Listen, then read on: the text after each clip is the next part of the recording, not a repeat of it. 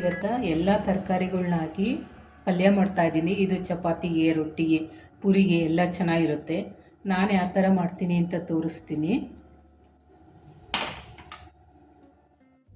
ಈಗ ಒಂದು ಸ್ಪೂನು ಎಣ್ಣೆ ಹಾಕ್ಕೊಳ್ಳೋಣ. ಒಂದು ಸ್ವಲ್ಪ ಸಾಸಿವೆ ಹಾಕ್ಕೊಳ್ಳೋಣ.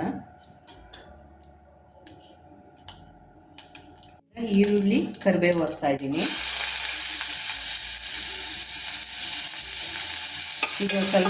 ಈಗ ಈರುಳ್ಳಿ ಮಗ್ಗಿದೆ. ಕ್ಯಾರೆಟು, ನಿಮ್ಗೆ ಯಾವ್ಯಾವ ತರಕಾರಿ ಬೇಕೋ ಅದನ್ನೆಲ್ಲ ಹಾಕ್ಕೊಳ್ಳಿ. ಆಲೂಗೆಡ್ಡೆ, ಸುವರ್ಣಗಡ್ಡೆ, ಬೀನ್ಸ್ ಹಾಕ್ತಾಯಿದ್ದೀನಿ.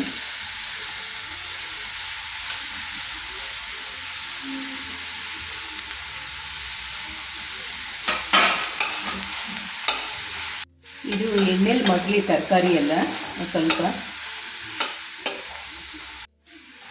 ಈಗ ಎಣ್ಣೆಲಿ ಮಗ್ಗಿದೆ. ಈಗ ಒಂದು ಸ್ವಲ್ಪ ನೀರು ಹಾಕ್ಕೊತೀನಿ. ಒಂದು ಅರ್ಧ ಗ್ಲಾಸ್ ಅಷ್ಟು ಬೇಯಷ್ಟು.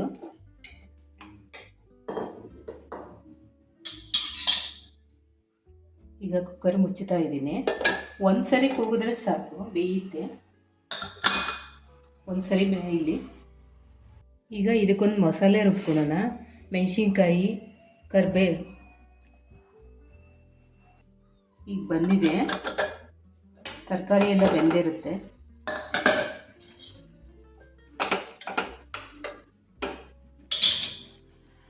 ಈಗ ಒಂದು ಸ್ವಲ್ಪ ಉಪ್ಪು ಹಾಕ್ಕೊಳ್ಳೋಣ.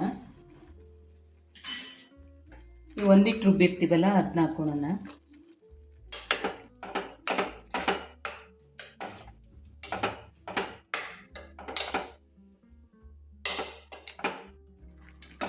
ಪಲ್ಯ ರೆಡಿ ಆಯಿತು.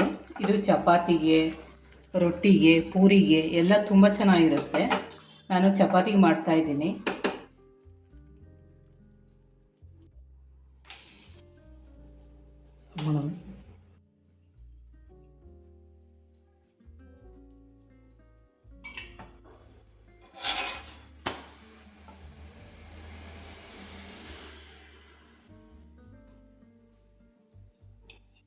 ಚಪಾತಿ, ತರಕಾರಿ ಪಲ್ಯ, ಅಗಸೆ ಬೀಜ ತರಕಾರಿ ಪಲ್ಯ ತುಂಬ ಚೆನ್ನಾಗಿರುತ್ತೆ. ಚಪಾತಿ ಜೊತೆ ಮಾಡ್ಕೊಂಡು ನೋಡಿ.